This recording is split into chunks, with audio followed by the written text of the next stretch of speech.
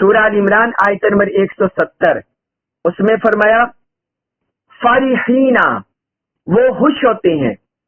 یہ شہداء کے بارے میں یاد ہے، پچھلی آیت میں بھی ہم بیان کر چکے ہیں سورہ ال عمران آیت نمبر 169 میں، اب 170 میں اور 171 میں بھی اسی کے بارے میں بیان ہو رہا ہے.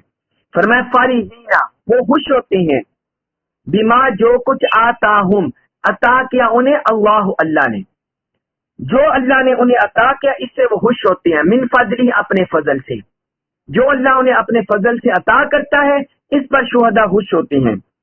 وَيَسْتَبْشِرُونَ،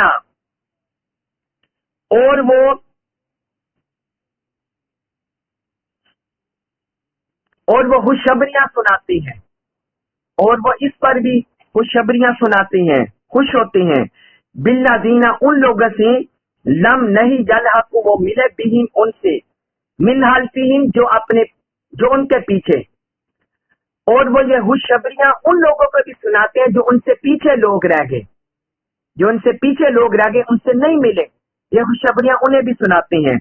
اللہ، یہ کہ نہ خوفن، کوئی خوف ہوگا، علیہم، ان پر، ولا، اور نہ ہم وہ، یحزنون، رنجیدہ ہوں گے، کہ نہ ان پر کوئی خوف ہوگا اور نہ وہ رنجیدہ ہوں گے. پھر آیت نمبر 171 کی بھی ہم ساتھ ہی پڑھ لیتے ہیں. یستبشرون،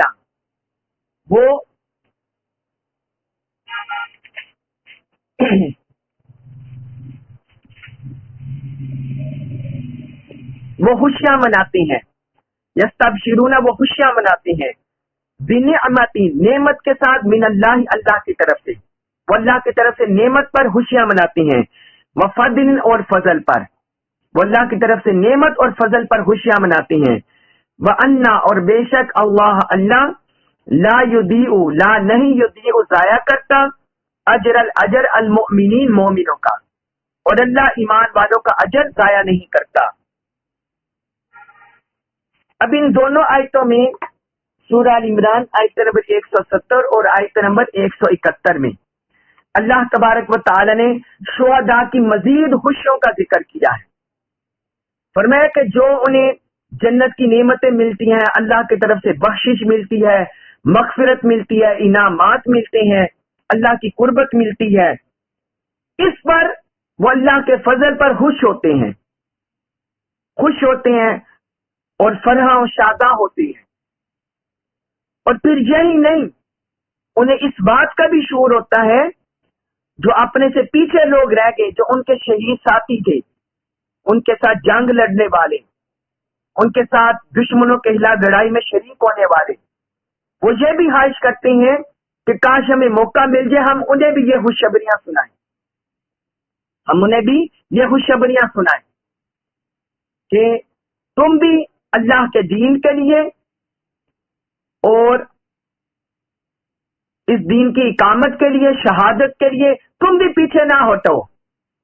اگر تم بھی شہید ہوگے تو تم پر بھی نہ کوئی خوف ہوگا، نہ تمہیں رنج ہوگا، تمہیں بھی یہ انعامات مل جائیں گے. وہ اس پر انہیں خوشخبریاں سناتے، اس پر خوش ہوتے ہیں، اپنے پیچھے رہنے والوں کے مقدر پر بھی خوش ہوتے ہیں. جس طرح میں نے پیچھے بھی آپ کو حدیث سنا دی ہے، تو اس پر پچھلی آیت میں، اور پھر اللہ کی اس نعمت پر اور فضل پر وہ خوشخبریاں مناتی ہیں. اللہ کی نعمت کیا؟ جو جنت کی شکل میں، مغفرت کی شکل میں انعامات ملتے ہیں اس پر، اور اللہ کا فضل جو انہیں اللہ کا دیدار ملتا ہے، اللہ کی زیارت ملتی ہے، اس پر وہ خوش ہوتے ہیں. قربتوں میں، اللہ کی قربتوں میں خوش ہوتے ہیں. اور اللہ تعالیٰ نے فرمایا اللہ اہل ایمان کے اجر کو ضائع نہیں کرتا، اللہ اہل ایمان کے اجر کو ضائع نہیں کرتا. اس پر شہداء کے درجات اور ان کی جنت کے انعامات پر آپ کو ایک دو حدیث مبارکہ لکھوا دوں. حضرت مقدام بن معدی کرب رضی اللہ عنہ وہ بیان کرتے ہیں کہ رسول اللہ صلی اللہ علیہ وسلم نے فرمایا اللہ کے نزدیک شہید کے 6 درجے ہیں، شہید کے لیے 6 اجر ہیں، 6 اس کی اجر ہے، 6 اس کی حسرتیں ہیں. پہلی مرتبہ اس کی مغفرت کر دی جائے گی، یعنی ادھر اسے شہادت کا زام آیا، ادھر اس کی مغفرت کر دی گئی. پہلا انعام اس کی مغفرت کر دی جائے گی، وہ جنت میں اپنا مقام دیکھ لے گا، وہ جنت میں اپنا مقام دیکھ لے گا، وہ عذاب قبر سے محفوظ رہے گا، وہ عذاب قبر سے محفوظ رہے گا۔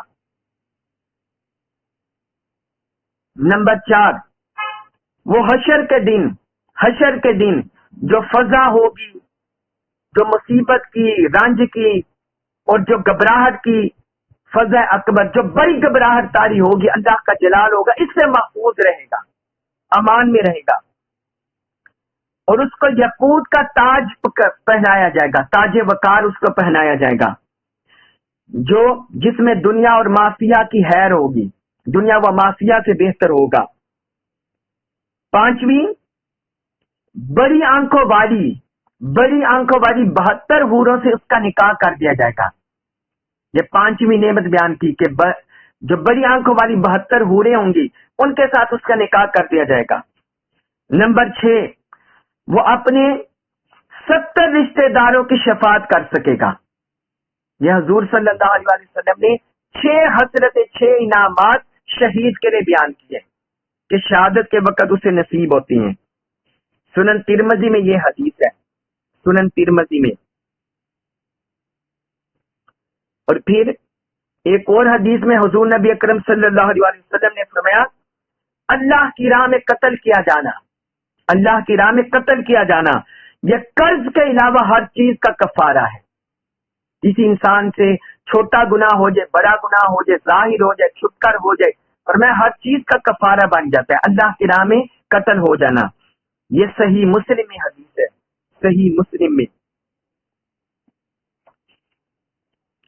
اور پھر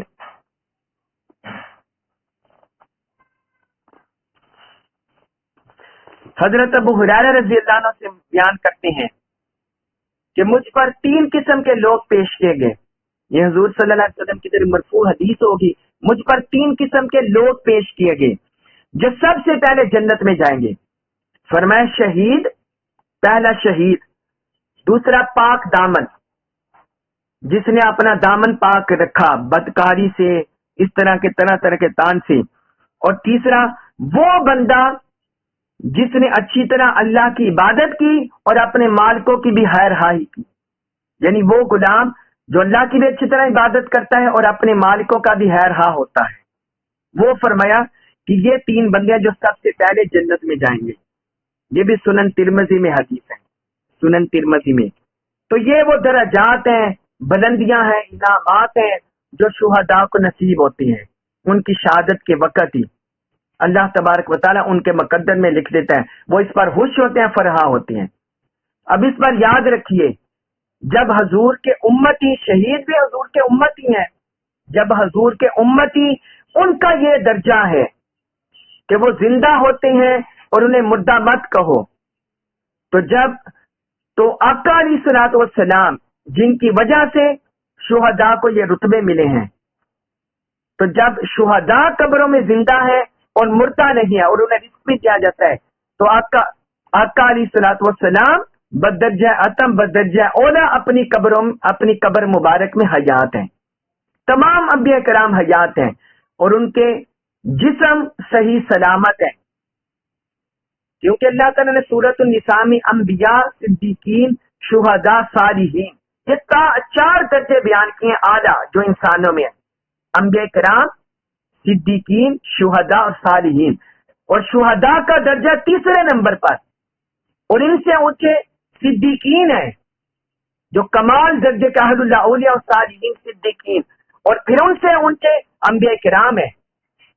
تو جب شہداء بدرجہ کمال حیات ہیں تو انبیاء کرام، صدیقین، ان کو بھی بدرجہ کمال، بدرجہ اتم اپنی قبر میں وہ حیات ہیں اور اللہ تعالیٰ کی طرف سے انہیں بھی رزق ملتا ہے۔